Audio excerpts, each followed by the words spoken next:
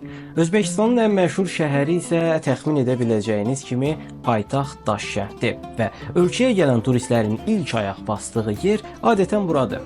Daşkənd xüsusilə Sovet İttifaqı dövründə əhəmiyyətli bir ticarət mərkəzi olub. Hətta Moskva və Sankt-Peterburqdan sonra ən sıx məskunlaşmış Sovet şəhəri olub. Bugün Daşkənddə təxminən 3 milyon insan yaşayır. Özbəkistanın dənizlə sərhədi yoxdur. Yalnız göllər və çaylarla əhatə olunub.